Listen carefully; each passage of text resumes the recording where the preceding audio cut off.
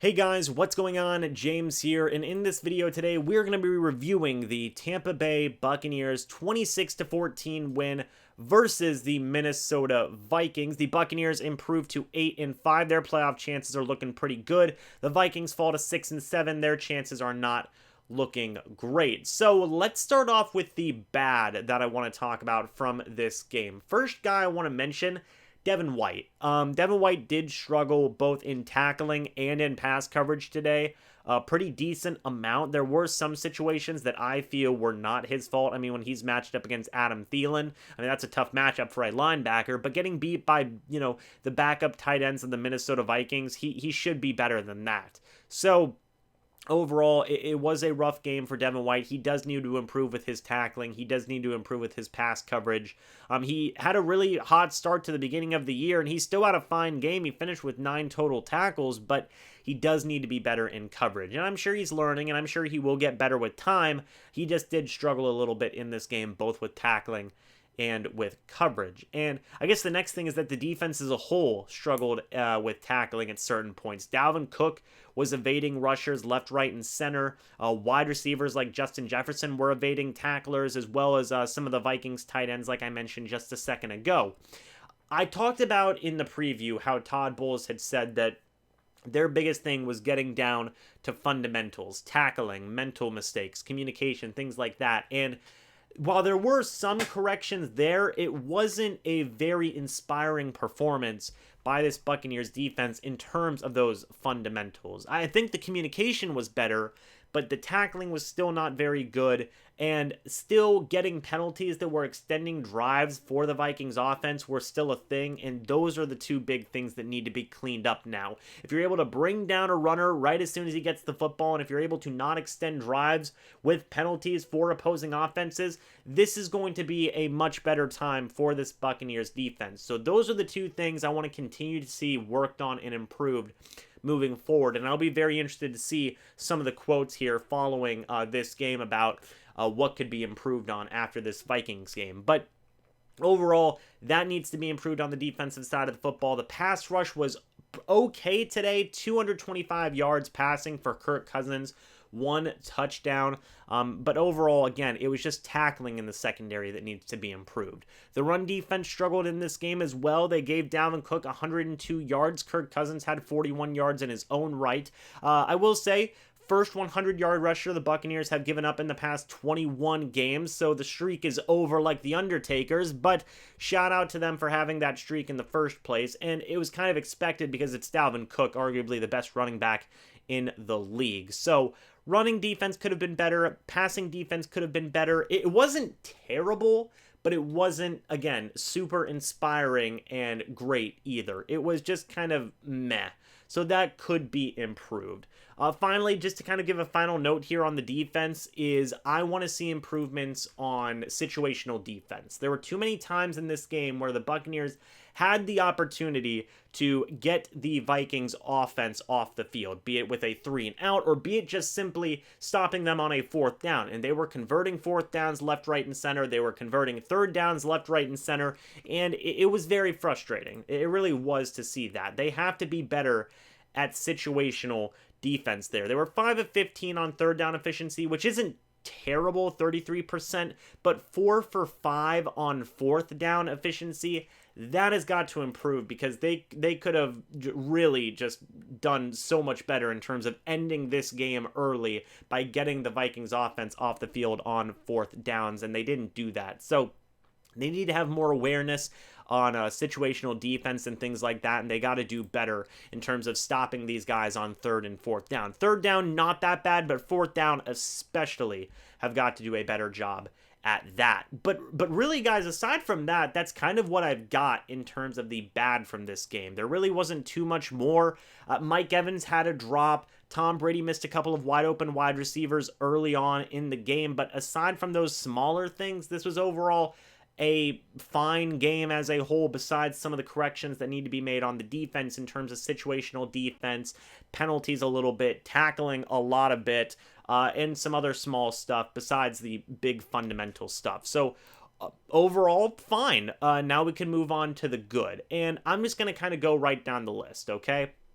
Tom Brady, 15 of 23, 196 yards, 2 touchdowns. Did not get sacked a single time this game. So first things first, good job to the offensive line for keeping Tom Brady's jersey clean against this Minnesota Vikings pass rush. Tom Brady had a fine game. He didn't need to do a ton to win this game. And at the end of the day, a win is a win.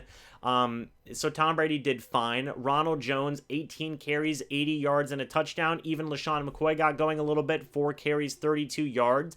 Leonard Fournette was not active for this game, which was very surprising to me, but it seems like the running backs did fine this week, with just having Ronald Jones and LeSean McCoy out there, so good job to them for that. Ronald Jones is going to get 1,000 yards on the season. I'm very excited for that, and it seemed like he did a little bit better as a receiving back in this game as well, so good job to him. In the wide receiver room, Mike Evans, 56 yards on 3 receptions with 5 targets. Antonio Brown, 5 catches, 49 yards. Scotty Miller, 1 catch, 48 yards, but it was a touchdown. I always shout out touchdowns. Rob Gronkowski also had a 2-yard touchdown in his own right. And that's pretty much it for the receivers. I mean, Ronald Jones had 1 catch for 4 yards. Chris Godwin had a little bit of a quiet game, 2 catches, 25 yards. But one of the biggest stories coming away from this game was the pass rush. The pass rush did a really good job of attacking Kirk Cousins in this game. 6 total sacks for the Buccaneers defense, 4 tackles for loss, and then 12 quarterback hits. I mean, it was great, right? Antoine Winfield Jr. had a sack. He also had a quarterback hit. He had 12 total tackles in the game. That led the team, so good job to Winfield Jr. playing against his dad's former team, which is cool for that reason alone. Levante David, like I said earlier, had 9 tackles. Devin White had 9 tackles, like I said earlier. Levante David had 9 tackles. He also had a pass deflection. Carlton Davis had a pass deflection, 6 tackles. Ndamukong Suh, 6 tackles, 1 sack, 1 tackle for loss, and 3 quarterback hits. Raheem Nunez-Roche had a quarterback hit. Shaq Barrett had the best day out of all the Buccaneers pass rushers. 4 tackles, 2 tackles for loss, 2 sacks, and 3 quarterback hits. He is going to get double-digit sacks this year, so good job to him. Jason Pierre-Paul had a sack, he had a quarterback hit, and he also had a forced fumble as well as a recovered fumble, so Pierre-Paul also had a good game. Anthony Nelson even got involved a little bit with a quarterback hit, and then finally Patrick O'Connor had a sack, a tackle for loss, and a quarterback hit. I mean, from top to bottom, for this Buccaneers pass rushing depth chart, I mean, they were attacking Kirk Cousins constantly throughout this game. And the Vikings offensive line is not the best offensive line in the NFL, and they are dealing with a lot of injuries, but it still felt good to see guys get production. Shaq Barrett getting 2 sacks in this game. I think that puts his total at 8 so far this year. Pierre-Paul still bumping up his sack numbers. Suh getting pressure as well. Although there were some plays where Suh could have gotten even more quarterback hits, or even probably finished the game with 3 total sacks, but Kirk Cousins was elusive in the pocket. Got to be a little bit quicker, got to wrap up more on Cousins, but or I guess just any quarterback. But aside from that, I mean, this pass rush played great in this game. 6 sacks and 12 quarterback hits. I will take that every single day of the week. And I guess just to kind of finish out this video, guys, 2 field goals made from Ryan Suckup. He was 2 of 3 on the extra point, so he did miss 1, which was unfortunate, but he bounced back by having a strong rest of the game. And the last guy I want to mention isn't even on the Buccaneers team. It's Minnesota Vikings kicker Dan Bailey, who did not make a single kick in this game. 0 for 3. That was a tongue twister. 0 for 3 on field goals, and he missed his lone extra point attempt as well. That guy's not going to have a job tomorrow. I mean, it sucks for him. I mean, that really is unfortunate. You don't want to see people just crumble like that in a game. And you can make the argument that, yes, if Dan Bailey would have made all of his kicks, this would have been an incredibly different game, because Dan Bailey by himself left 10 points on the board for the Buccaneers. Just really gave them a 10-point break there. And I'm sure that will be talked about in the press conferences here after the game. but a win's a win, and we'll take wins whenever we can get them. You know, you never know how that game could have went if Dan Bailey did make his kicks. Yes, the Vikings would have had more points, but we don't really know how the Buccaneers would have answered back.